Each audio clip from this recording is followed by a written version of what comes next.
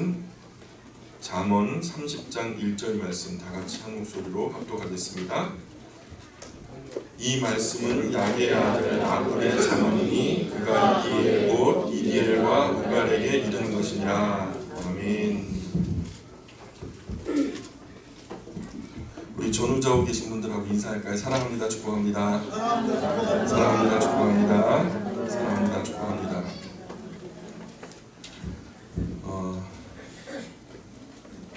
우리가 깊은 사랑 가운데 결혼이라는 것을 하잖아요. 결혼해서 또 남편과 아내 가운데 깊은 사랑을 나누다 보면 새로운 생명이 생기고요. 그 생명이 또 다른 인생을 또 살게 하는 것이죠.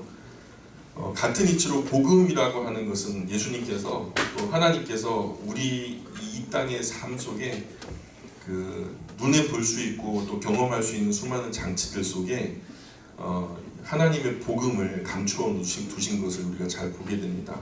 우리가 매일 먹지 않으면은 살 수 없는 것처럼 하나님의 말씀도 계속 먹어야 우리가 영혼으로 살 수 있다라는 것도 가르쳐 주실 뿐만 아니라 이런 어떤 부부간의 깊은 사랑 가운데 새 생명이 탄생하는 것도 성경에 보면은 예수님이 우리의 신랑 되신다고 말씀하시잖아요. 그 신부가 바로 교회라고 하는 건데 우리가 그러한 가운데 생명의 연합을 이루게 되는 거죠. 그래서 신부에게는 난자가 있어요. 그리고 신랑에게는 정자가 있고요. 그게 정자와 난자가 만나지 않으면 수정이 되지 않고 수정이 되지 않으면 생명이 될 수 없는 것처럼 우리가 100년 미만 이 땅에 사는 동안에 어찌 보면 우리가 수정되지 않은 난자와 같은 모습일 수 있겠다는 생각이 들어요. 근데 우리가 이 땅에 사는 동안에 꼭 만나야 할 그 생명의 씨앗, 성령이 우리 가운데 역사하심으로 생명의 씨앗이 예수 그리스도를 통해서 말씀 가운데 우리에게 주셨는데 우리가 그 안에 수정이 돼야 돼요. 하나님의 말씀으로 주님 예수 그리스도의 복음으로 우리가 수정이 돼야 100년 미만에서 끝나는 것이 우리 인생이 아니라 영원으로 이어지는 복된 삶이 또 있다는 것을 우리가 알게 되고 거듭남의 은혜를 경험하게 되는 거예요. 거듭나기 전에는 100년 미만의 삶이 끝인 줄 알거든요. 그런데 거듭나고 나면 100년 미만은 잠시 영혼을 준비하는 삶이구나 라는 것을 깨닫게 되면서 영원을 준비하는 삶으로 전환되게 되는 것이죠. 우리가 이 100년 미만의 삶 속에 예수 그리스도를 구주와 주님으로 영접하시고 또 구원에 이르는 새 생명의 축복을 경험해야만 하겠습니다. 그런 수정이 우리 안에 있어야 돼요. 그게 바로 예수 그리스도의 복음을 받아들이는 것이고 그 안에서 거듭남의 비밀이라는 것을 우리가 아셔야만 합니다. 예수님께서는 그 놀라운 메커니즘을 구원에 대한 어떤 이 시스템을 완성시키기 위해서 하나님께서 태초로부터 우리에게 허락하신 그 기능들을 완수하시기 위해서 이 땅에 오셨죠. 그리고 30여 년 동안 사셨고 공생애를 사신 이후에 마지막 한 주간 십자가가 기다리고 있는 예루살렘 성으로 들어가시는 날이 바로 오늘입니다. 2000년 전 오늘 예수님은 예루살렘 성에 입성하시죠. 거기는 수많은 대적들이 있었어요. 바로 직전에 어떤 일이 있었냐면 죽은 나사로를 살려버리거든요. 그러니 그 예수님을 따르는 사람들의 그 추종과 그 충성도와 또 엄청나게 많은 군중들이 예수님을 따라가는데 그거는 뭐 엄청난 위기였죠. 기존에 그 득세하고 있었던 종교 지도자들에게는 어찌 보면은 권력이 이동되어지는 굉장히 위기의 순간이라고 할 수 있는 거죠. 그래서 예수님을 죽이고자 혈안이 되어 있는 그 가운데 정상적인 정치 감각이 있는 사람은 그 가운데 안 들어가죠. 자기의 숙적이 그렇게 많은 곳에 왜 들어갑니까? 들어가면 안 되는 자리인데 예수님께서는 그곳에 들어가십니다. 전에는 피하셨어요. 죽을 상황이 되면은 죽지 않으시려고 군중들 틈에서 그들을 밀치시고 도망가신 예도 있어요. 그런데 이제는 그것을 밀치지 않고 피하지 않고 예루살렘의 그 성에 들어가셔서 수많은 군중들 틈에 어린 아기 새끼를 타시고 그 가운데 들어가시죠. 수많은 군중들이 부릅니다. 호산나. 호산나가 무슨 뜻인지 아시죠? 우리를 구원하소서라는 뜻이에요. 주여 우리를 구원하소서. 그리고 환호성에 둘러싸여서 어린 아기 새끼를 타고 입성하시죠. 예수님은 태초부터 계획하신 하나님의 뜻과 하나님의 때를 맞추시기 위해서 자기 자신을 어린 양의 제물로 삼아서 오늘 예루살렘 성에 입성하시게 됩니다. 큰 왕의 화려한 행차가 아니라 백마나 정마나 흑마를 탄 그런 왕의 행차가 아니라 어린 나귀 새끼를 타고 너무나 초라한 입성을 하시죠. 예수님의 모습은 마치 마음이 급한 사람들에게는 참 용기 없어 보이는 거예요. 너무 소극적인 모습인 거죠. 반면 뜻을 이루려고 하는 사람들에게는 너무 쉽게 포기하는 것 아닌가, 이런 마음이 들 만큼 용기가 없어 보입니다. 십자가 앞에 아무런 항변도 하지 못하고 숙련처럼 그 죽음을 받아들이는 그런 모습은 꿈을 포기하는 용기 없는 지도자, 그냥 허무한 사람으로서 비춰지기 쉬웠죠. 그러나 예수님은 더하지도 않고 빼지도 않고 꼭 하나님의 때에 꼭 하나님께 맞는 모습으로, 하나님의 영광을 위해서 계획에 합당한 모습으로 자신은 십자가 위에서 쓰러져야 된다는 것을 잘 아셨던 거죠. 그래서 오늘 예루살렘 성에 입성하신 겁니다.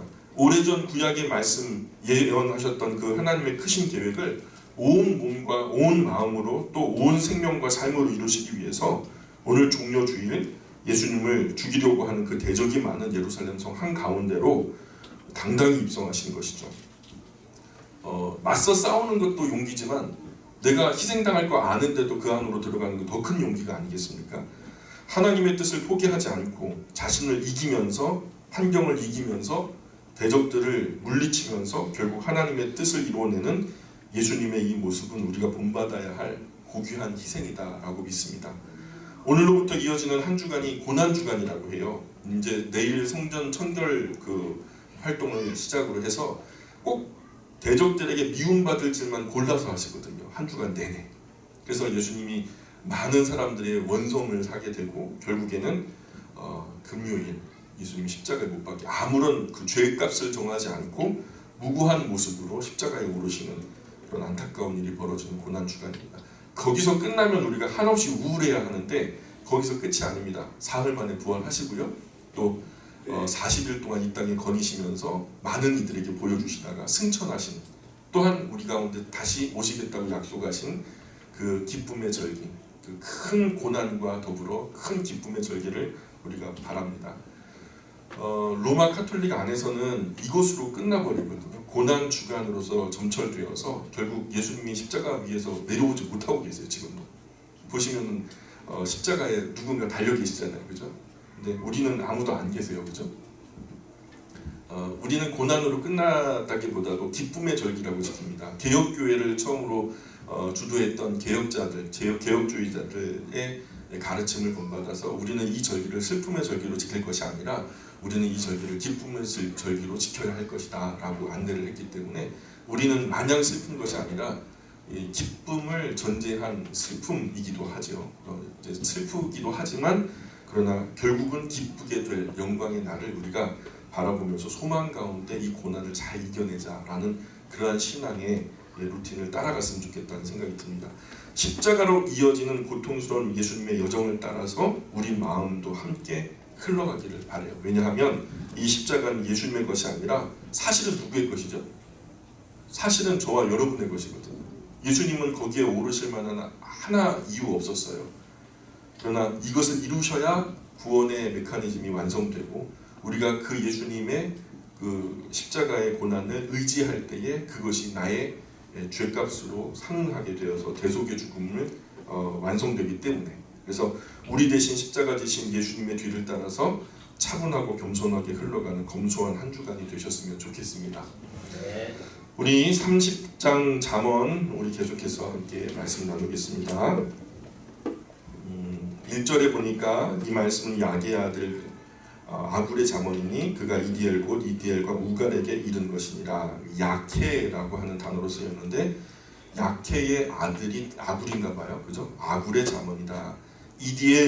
이디엘이라는 사람, 그 이름 뜻이 엘 들어가죠. 엘이 들어가면 무조건 하나님이라고 해요.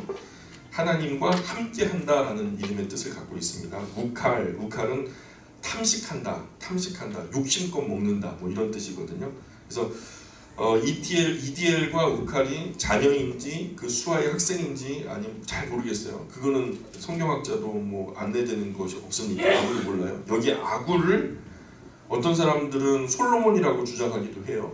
르무엘의 왕의 형제나 혹은 그 유다 왕 히스기야에게 속한 사람 중에서 어떤 한 사람으로 보기도 하고요. 그러나 분명한 것은 지금까지 열심히 연구한 바 수많은 사람들이 다 같이 자기 나름대로의 주장을 하지만은 결론은 한 가지입니다. 누군지 정확하게 알지 못한다.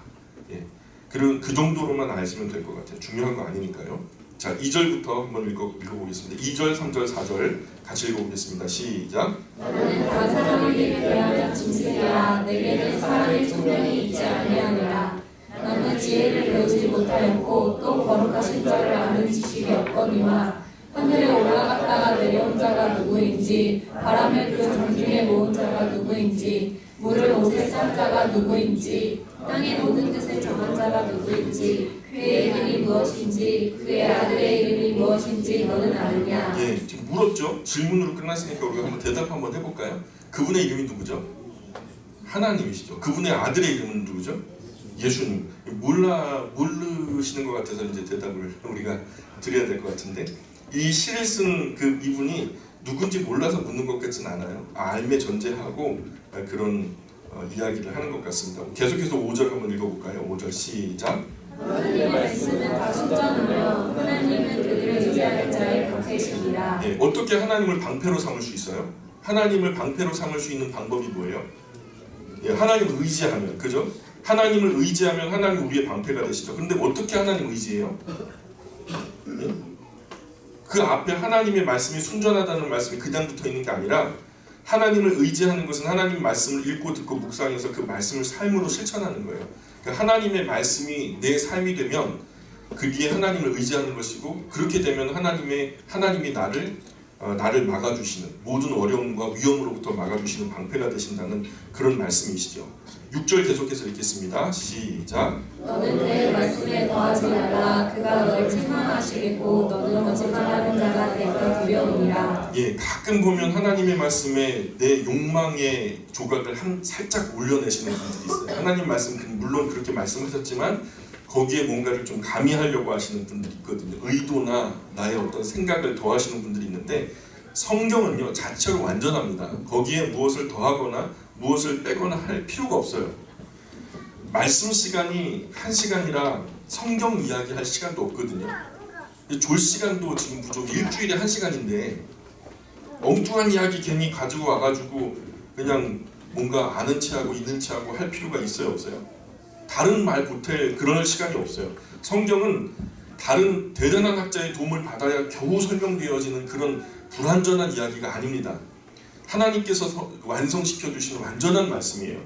이미 그 자체로 충분한 힘과 능력과 권세와 영광이 있어요. 그것이 성경의 능력이에요. 성경 자체로만으로도 충분하고도 남아서 넘칩니다. 무슨 철학자가 와서 도와줄 필요가 없어요. 가감하지 말아요. 이것을 이해하기 위해서 다른 어떤 프로그램이 필요하다, 다른 어떤 이야기들이 업데이트 돼야 된다, 이런 유혹의 말들을 요즘에 많이 하는데 다 쓸데없는 말이에요. 우리가 본문 그대로 하나님 말씀 더하지도 말고 빼지도 말고 그대로만 알면 구원에 이르는 복음이 여기서 충만하고 이 땅 위에서 복되게 사는 법도 충분히 이 안에서 우리가 얻을 수 있습니다. 계속해서 한번 하나님의 말씀 7절 8절 읽어보겠습니다. 7절 8절 시작. 내가 두 가지 일을 주께 구하였사오니 내가 죽기 전에 내게 거절하지 마시옵소서. 곧 헛된 것과 거짓말을 내게서 멀리하옵시며 나를 가난하게도 마옵시고 구하게도 마옵시고 오직 필요한 양식으로 나를 먹이시옵소서. 예, 두 가지 일이 뭐죠? 하나는 헛되고 거짓된 말을 멀리하게 해주세요 하고 하는 거하고, 두 번째는 가난하게도 구하기도 마시고 오직 필요한 양식, 일용할 양식 먹여주세요, 이런 말 아니겠습니까? 예수님께서 우리에게 가르쳐 주실 때, 기도를 가르쳐 주실 때에도 그 기도 가운데 하나님 우리로 억만장자가 되게 하여 주옵소서 그렇게 얘기하지 않죠? 그죠? 오늘 우리에게 일용할 양식을 주십시오.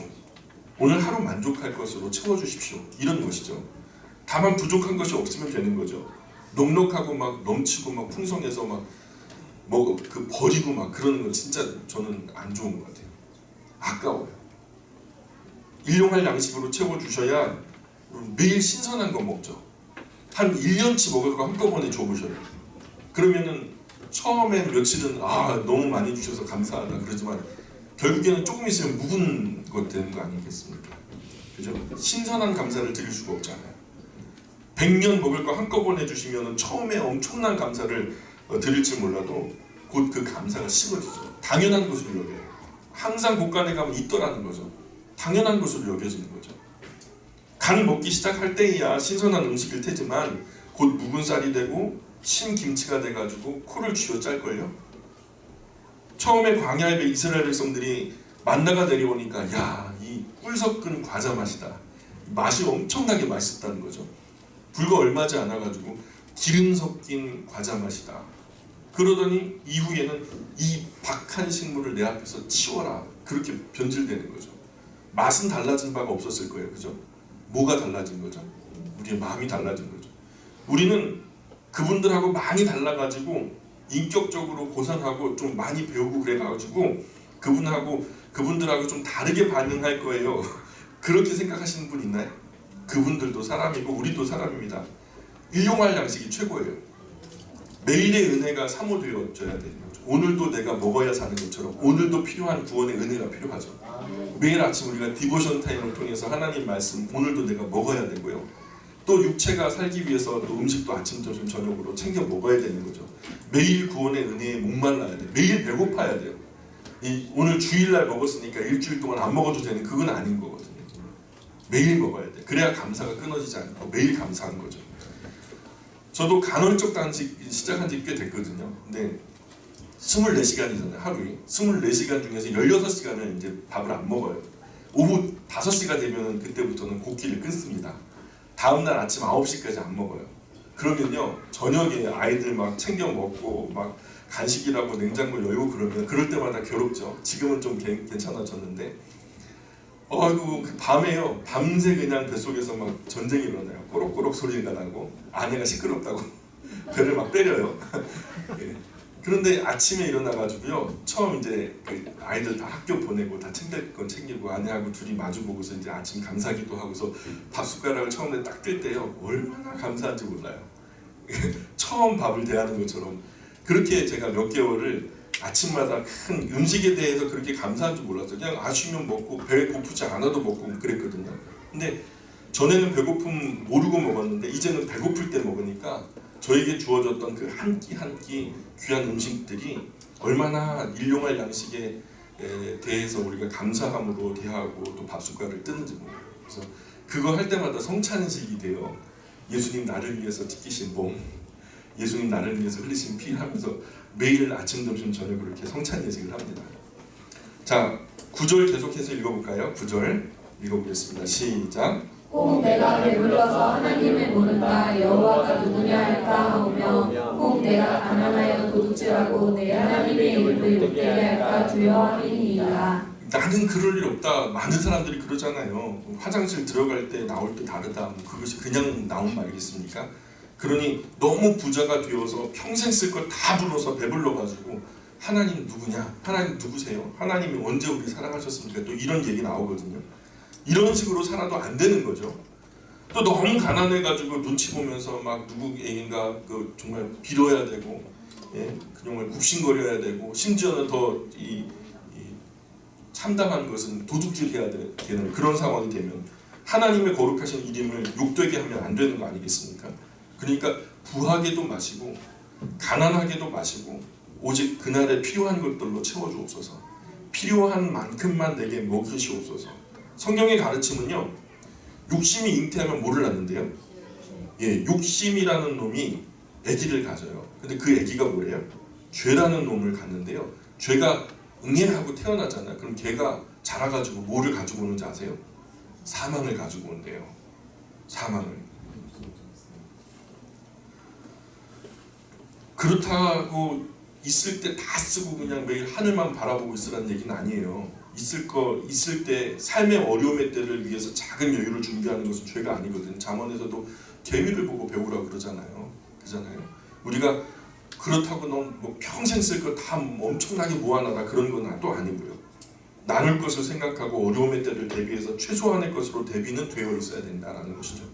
우리 그리스도인은 성실하게 저축해야 됩니다.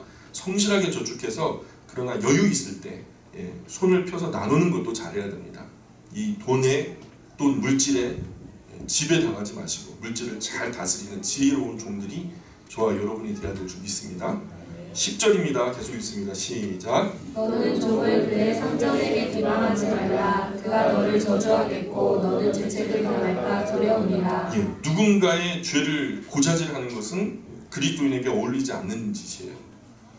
고자질 당한 사람이 아 그래 내가 잘못했어, 걔 말대로 나는 정말 큰 잘못을 했어 하면서 반성하고 뉘우치는 건 아니에요. 절대로 그런 일은 있을 수가 없어요. 사람이 본성이 악하기 때문에 거의 대부분의 경우에 이 고자질을 한 사람에게 어떻게 반응하냐면 나중에 두고 보자, 너 한번 두고 보자, 내가 이런 식으로 반응하지 않겠어요? 그걸 당연한데 왜 자꾸만 그것을 갖다가 그 부분에 대해서 실수를 하냐고요. 그러니까 남의 잘못을 타이르거나 다른 사람들에게 전달하거나 그러면 된다 안 된다? 예, 절대로 그것을 다른 사람에게 비방하거나 오히려 그잖아요. 그가 너를 저주하겠고 너는 죄책을 당할까 두려우니까. 내가 뭐 큰 잘못을 한 것은 아니지만 내가 말을 잘못 전하고 비방한 것 때문에 이런 일이 벌어지니까 우리가 이런 일이 벌어진다는 걸 성경이 예고했다면 그러지 않아야죠. 그죠? 11절 계속해서 읽겠습니다. 시작. 아비를 저주하며 어미를 축복하지 아니하는 무리가 있느니라. 그죠? 그 앞에 세상에 그런 놈도 있어. 그렇죠? 아비를 저주하며 아버지를 저주한대요. 어머니를 축복하지 아니하는 그런 무리가 있대. 이런 사람은 하나님께 복을 얻지 못하죠. 당연하죠.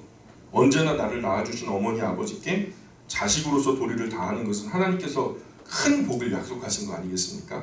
이 땅에 약속 있는 첫 계명이라고 말씀하잖아요. 복받기 위해서 하는 것이 아니라 자식으로 마땅한 일이기 때문에 해야 되는 것이죠. 그런데 그렇게 마땅한 일을 하는데도 하나님이 큰 복을 주시겠대요. 이거 얼마나 1+1 아닙니까? 맞아요, 틀려요? 우리가 인간으로서 마땅히 해야 할 일을 하는데 그거 하면요 +1 복을 딸려주겠다는 거예요. 누군가가 내가 어차피 부산에 가야 되는데 부산에 어차피 가는 일이 있어 가게 되는데 누가 나에게 부탁을 하면서 이거 부산역에 나와 있는 어떤 분에게 전달해주면 제가 선생님 가는데 오는데 그 기차 표도 끊어드리고 가시는 동안에 식사도 제공하고 또 수고한 수고비도 제공하겠습니다. 그러면 그렇게 해야 돼요, 안 해야 돼요? 당연히 그렇게 해야 돼. 어차피 가는 길인데. 그죠?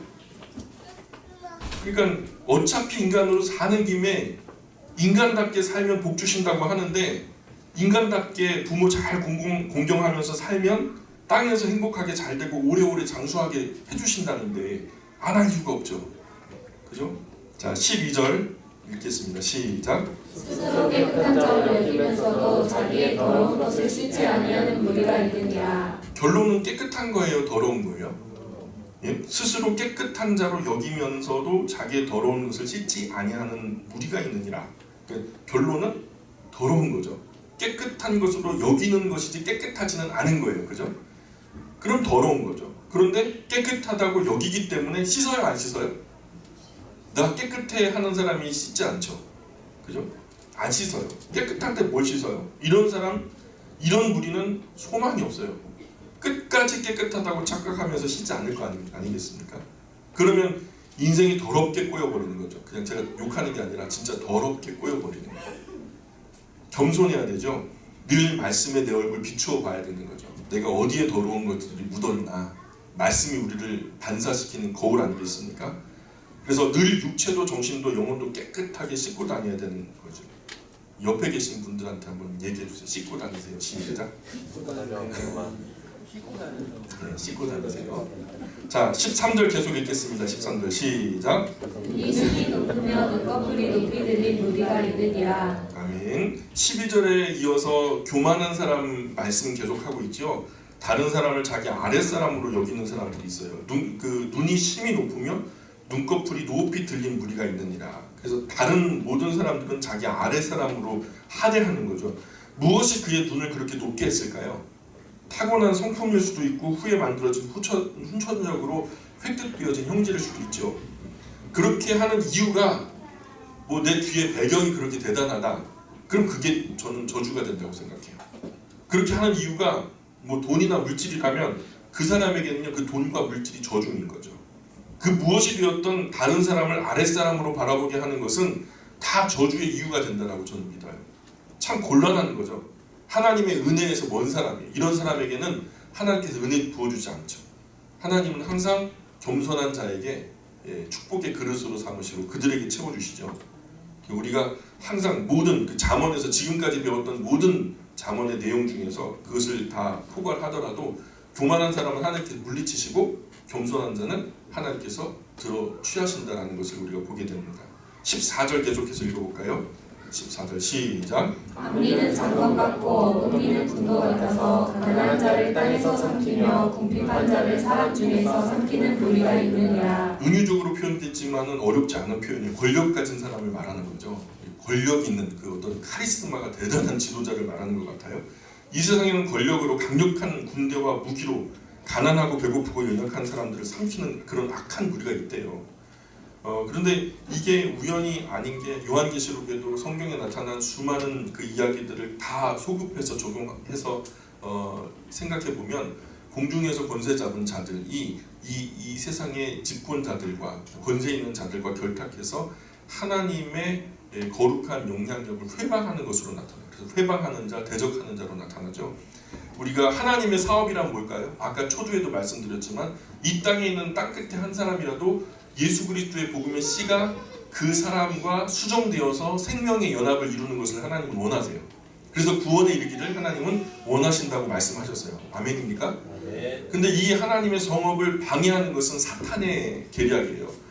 결국에는 이것이 실패하도록 또 더 이상 사람들이 구원에 이르지 못하도록 심지어 구원받은 사람이라도 그 구원에서 떨어져 나가도록 회방하는 것이 대적하는 것이 사탄의 역할이거든요. 그런 권세자들 우리가 조심해서 살펴봐야 되겠죠. 우리가 세상을 바라볼 때에 성경의 눈으로 보면 세상이 좋다고 하는 것이 좋은 것이 아닐 수가 있거든요. 성경의 눈으로 보면 우리가 주의하고 또 조심해야 될 부분이 될 수도 있으니까요. 우리가 성경의 눈으로 세상을 바라볼 수 있는 그런 경건한 눈들이 우리에게 있었으면 좋겠습니다. 15절 16절 계속 읽습니다. 15절 16절 시작. 거머리에게는 두 딸이 있어 다오다오 하느니라. 족한 줄을 알지 못하여 족하다 하지 아니하는 것 서너씩 있나니 곧 수울과 아이 되지 못하는 태와 물로 채울 수 없는 땅과 족하다 하지 아니하는 불이니라. 예, 거머리에게 두 딸이 있어서 다오다오 하느니라. 족한 줄 알지 못하며 족하다 하지 아니하는 것이 서너시 있대요. 근데 거머리에게는 두 딸이 있다는 것인데 두 딸이 계속해서 더 줘 그런데요. 더 줘 그런데요. 더 줘도 만족이 없다는 거죠. 끝없는 그 욕심을 말씀하고 있죠. 그런데 이런 끝없는 욕심에 절어버려서 이런 형태로 있는 것이 한 서너시 있는데 그 첫 번째가 스올이 바로 이제 그 히브리 문화 속에서는 죽음이 머무는 곳이다. 죽은 사람들이 머무는 곳이다. 이렇게 말하는데요. 온 세상 다 죽어도 죽음은 만족을 못해요. 죽음의 밑바닥은요 끝이 없어요. 계속해서 다 죽어도 만족이 없어요. 또 아이 배지 못하는 태, 아이 낳을 때까지 부족한 거죠. 물로 채울 수 없는 땅, 그죠? 메마른 땅에 얼만큼의 물이 필요할까요? 메마르지 않을 만큼의 물이 필요한데 사막에다가 얼만큼의 물을 부어야 푸른 땅이 될까요? 만족한 땅이 될까요? 족하다고 여기지 아니하는 불. 이번에 강원도 중심으로 엄청난 전국에 산불이 있었잖아요. 이 정도 태웠으면 만족해. 이 정도면은 충분해. 불이 그러던가요? 불은 인정사정 안 봐주잖아요. 그죠? 자비가 없어요. 다 휩쓸어 태워버리는 것이죠. 끝없는 욕심에 속는 것은 부끄러운 일이라는 거죠. 결론은 그거예요. 그죠? 17절 계속해서 읽어보겠습니다. 시작. 아비를 조롱하며 미신종하기를 싫어하는 자의 눈은 골짜기에 까마귀에게 쪼이고 독수리 새끼에게 먹히리라. 예, 이런 배은망덕한 자녀, 그런 패륜한 자녀는 저주받아 마땅하다는 말씀이죠. 그 앞서 우리 11절의 말씀을 받는 말씀이죠. 18절, 19절, 20절 계속 읽겠습니다. 시작. 내가 심히 귀히 여기고도 깨닫지 못하는 것 서너시 있나니 곧 공중에 날아다니는 독수리의 자치와 반석 위로 기어다니는 뱀의 자치와 바다로 지나다니는 배의 자치와 남자가 여자와 함께한 자치며 음녀의 자치도 그러하니라. 그가 먹고 그의 입을 씻음같이 말하기를 내가 악을 행하지 아니하였다 하느니라. 예, 여기서도 한 서너 가지 이야기를 갖다 나열하고 있는데 심히 기이 여기고도 깨닫지 못하는 것, 알 수 없는 것, 서너 가지가 있대요. 그 알 수 없는 것이 뭐예요? 첫 번째는 공중에 날아다니는 독수리 자치. 공중에 독수리가 어떤 길을 내고서 다니진 않죠. 근데 또 반석 위로 기어다니는 뱀의 자치. 그거 알 수가 없죠. 그리고 바다로 지나다니는 배의 자취 남기지 않죠. 발자국 남기는 것도 아니고, 그리고 남자가 여자와 함께한 자취, 이런 음녀의 자취도 그러하니라 하면서 요즘에 뭐 미투라는 말도 많고 성폭행 관련해가지고 사회가 그냥 들쑤시고 있는데 막 그래요. 잤네 안 잤네, 뭐 비디오가 있네 없네, 이런 이상한 것은 참 이상한 건 그래요. 여자는 항상 잤다고 말하고 남자는 항상 안 잤다고 말하고. 우리는 몰라도 하나님 아시겠죠. 예. 어쨌든 그런 그 예를 얘기하는 것 같습니다. 21절부터 보세요. 21절, 22절, 23절, 21절, 22절, 23절 있습니다. 시작. 세상을 진동시키며 세상이 견딜 수 없게 하는 것 서너시 있나니 곧 종이 임금된 것과 미련한 자가 음식으로 배부른 것과 미움받는 여자가 시집간 것과 여종이 주모를 이은 것이니라. 아멘. 그래서 이 세상을 뒤흔드는 것이 서너 가지가 또 있대요. 그 왕이 된 종, 뭐예요? 종인데 왕이 됐어요. 어떻게 됐을까요?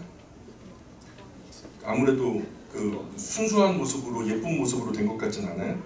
배부른 바보, 그죠? 사랑받지 못한 여자가 시집을 갔어요. 여주인을 대신하는 여종, 이건 또 어떤 얘기일까요? 전부 다 좀 아름답지 못한 모습으로 그 위계 질서가 어지럽히면서 기득권을 차지하게 되어지는 이야기를 얘기하는 거죠. 이런 것은 아름답지 못한 거죠. 세상이 흔들려요. 세상의 안정적인 그런 기틀이 흔들려서 혼란스럽고 혼잡하게 되는 거예요. 자연스러워야 되는데 자연스럽지 않은 이야기를 하고 있는 거거든요. 그 다음에 24절부터 25절, 28절까지, 24절부터 28절까지 시작. 땅의 작고도 가장 지혜로운 건 넷이 있나니 곧 힘이 없는 종류로되 먹을 것을 여름에 준비하는 개미와 약한 종류로되 집을 바위 사이에 짓는 사람과 임금이 없을 다 떼를 지어 나아가는 메뚜기와 손에 잡힐 만하여도 왕궁에 있는 도마뱀이니라. 자, 작고도 지혜로운 건 네 가지가 있대요. 그 네 가지가 뭐 첫 번째는 힘 없는 미물에 불과하지만은 미리 준비하는 개미. 아까도 제가 예를 들었죠. 참 지혜로운 사람은 개미를 통해서도 지혜를 얻는 것 같아요, 그죠?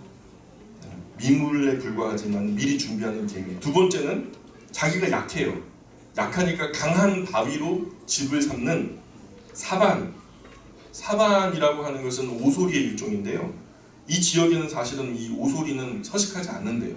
그래서 수많은 성경학자들이 이것은 아마 그 지역에 흔히 사는 바위 너구리를 두고서 말하는 것 같다, 이렇게 얘기하거든요. 이 바위 틈에 집을 짓고 사니까 바위가 깨지지 않으면 자기는 안전하잖아요, 그죠?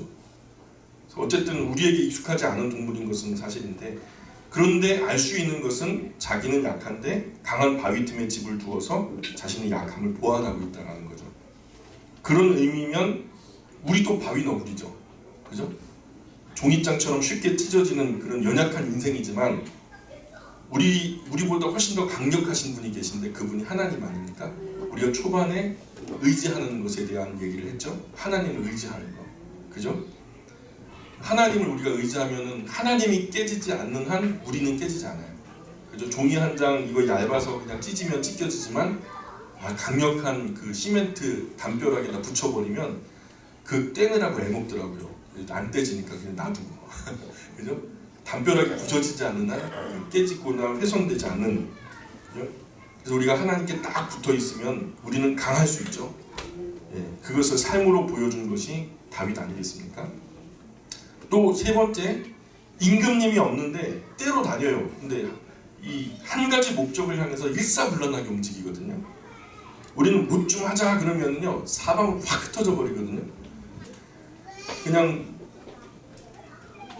뭐 의견이 일치가 되지 않고 또 나는 그렇게 생각하지 않는데요 하면서 우리가 뜻 하나가 되기가 참 쉽지 않아요. 근데 메뚜기는요 회의하는 시간도 없어요. 그냥 임금님도 없어요. 근데 가자 그러면 다 같이 가요. 때로 몰려가네요. 목적한 바를 이루죠. 또 네 번째는 작고 지혜로운 것이 도마뱀, 그죠? 손에 잡힐만 하여도 그러는 말이, 이 말이 전제하는 것이 잡힌다는 얘기예요, 안 잡힌다는 얘기예요? 안 잡힌대요. 잡힐 것 같은데 안 잡힌대요. 그래서 도마뱀은 왕궁에서 임금님과 같이 산대요. 재밌죠? 그래서 우리 집은 왕궁이야. 근데 나는 왕은 아니거든요. 그죠? 참 이런 재미있는 지혜가 있네요. 그죠? 29절, 30절, 31절 세 절 같이 읽습니다. 시작. 잘 걸으며 일품있게 다니는 것 서너시이나니 곧 짐승 중에 가장 강하여 아무 있는 곳에서도 물러가지 아니하는 사자와 사냥개와 순념소와 및 당할 수 없는 왕이니라. 예, 그래서 위품 있게 다니는 것이 선엇이 있다. 그래서 첫 번째는 사자. 사자는 뭐 그야말로 밀림의 왕이죠. 그 어느 것에도 밀리지 않죠. 두 번째는 사냥개. 순한 사냥개도요. 사냥 현장에 들어가는 순간 앞에서 뭐가 막 후두둑 날아간다거나 뭔가 도망가면요. 주인도 못 말려요. 그냥 잡고 물고서요 놓지가 않아요. 또 수겸소 같은 경우에는 지고집대로 하죠. 아집이 아주 그냥. 그래서 이 수겸소를 길들이질 못해요. 그리고 당할 수 없는 왕. 결국에는 앞서서 그 사자나 사냥개나 수겸소를 얘기하는 것은 아마도 네 번째 이 마지막에 이야기를 하고자 함이 아닌가라는 생각이 들어요. 아무리 충신이 와서 바르게 말을 해도 왕의 말 한마디에 마침표를 찍는 거죠. 너희들 다 그렇게 생각하냐? 나는 그렇게 생각하지 않아. 나는 이렇게 생각해. 난 이렇게 할 거야. 그러면 그렇게 하는 거죠. 뭐 고집센 왕, 그죠? 아마도 마지막에 이 말을 하고 싶었던 것 같아요. 고집쟁이 왕, 그죠? 32절, 33절 읽어보겠습니다. 시작. 만일 내가 미련하여 스스로 높은 채 하였거나 혹 악한 일을 도모하였거든 내 손으로 입을 막으라. 대전 젖을 저으면 엉킨 젖이 되고 코를 밟으면 피가 나는 것 같이 노를 격동하면 다툼이 남이니라. 아멘. 이런 지혜들을 쏟아놓고 아무도 그 지혜에 범접할 수 없을 큰 지혜를 풀어놓고는 자 이제 보탤 말 있으면 보태봐. 더 할 말 있으면 한번 해봐. 자기가 나름대로 지금 앞서서 많은 지혜의 말들, 누구도 범접할 수 없는 엄청난 말들을 갖다가 다 지혜를 쏟아놓은 거죠. 그리고 그 쏟아놓은 그 지혜에다가 보탤 말 있으면 한번 보태봐 하면서 이제 자부심이 대단한 거예요. 지금 자기가 가지고 있는 그 지혜에 대한 자부심이 대단한 거예요. 그러니 이제 자기 손으로 입을 막으라는 거예요. 되죠? 왜냐하면 우유를 저으면 버터가 되고 코를 비틀면 코피가 난다. 그와 같이 노를 격동하면 다툼이 일어난다. 이런 말을 해요. 지혜자가 아마도 누구의 말인가 좀 굉장히 상처를 받은 것 같아요. 어떤 여기서는 권력이 있고 뭔가 권세가 있고 또 지혜가 완탑으로 그냥 출중한 어떤 사람인데 누군가가 자기를 갖다가 막 이렇게 좀 되먹지 못하게 대드는 그런 형상으로 자꾸만 이렇게 힘들게 했던 모양이에요. 그러니까 그런 누구의 말인가 상처를 받고 화가 난 듯한 모양인데 그 후에 쏟아놓듯이 자기의 지혜를 갖다가 막 쏟아놓는 거예요. 막 동물부터 시작해서 그 어떤 삶의 습성이라든가 이런 뭐 원리들 나름대로 가지고 있는 데이터를 총동원해가지고 그래서 그렇게 쏟아놓고 지혜를 베풀고 상처를 준 상대에게 야 이보다 더 큰 지혜 있으면 한번 쏟아놔봐. 너도 한번 얘기해봐. 뭐 이렇게 얘기하는 거죠. 간혹 우리는 내 상황과 환경 때문에 화가 나서 사람들 마음에 상처가 되는 말을 많이 해요. 지금 내가 아프고 내가 화가 난 것이 전부이기 때문에 다른 사람들이 얼마나 아플까 얼마나 힘들까 이것을 생각하지 못하는 경우가 있을 수 있거든요. 현대 사회에 들어오면서 그런 사람들이 점점 많아졌고요. 그래서 배려가 없는 사회가 되어버렸어요. 그리고 내가 어려운 상황이 지나가면 어려운 환경이 지나가면 이제 내가 아프게 했던 말들도 다 지나가 버린 걸로 간주하거든요. 그런데요, 내가 분노하고 내가 상처받아서 했던 말들, 그 말들 절대로 지워지지 않더라고요. 상처 입은 말은 절대로 죽을 때까지 잊혀지지 않는 것 같아요. 지워지지 않는 것 같아요. 무엇으로도 지울 수가 없어요. 몸의 상처는 며칠이면 딱정이 지고서 곧 아물기 시작하는데 마음에 입은 상처는 수술도 치료도 불가능해요. 약도 바를 수가 없어요. 특히 가까운 사람에게 또 가족에게 오래 인생을 같이 해온 이웃들에게 상처를 입으면은 매일 보고 사는데 볼 때마다 그 상처가 먼저 떠올라요. 그러니 회복이 어려워요. 타고난 습성이 어디 가는 것도 아니고. 그러니 우리 영광 가족은 다른 이에게 상처되는 말 절대 이런 말이나 행동 삼가시길 바래요. 차라리 우리가 말을 듣고 말지, 한국인들은 말을 예사로 함부로 하거든요. 사람들 마음에 상처가 되는 것은 안중에도 없는 것 같아요. 그래서 한국인들 마음에 상처가 많아요. 한이 왜 많아요? 뭐 물론 외부적인 요인이 있을 수 있지만 부부 사이에, 부모 자식 사이에, 형제 사이에, 가까운 이웃 사이에, 사실 골리앗이 다윗 보고 성경에 있는 그대로 번역을 하자면 개 같은 놈이라고 욕을 했거든요. 나 개 같은 놈아 하면서 이제 골리앗이 다윗에게 욕을 했단 말이에요. 다윗이 아우 나 상처받았어.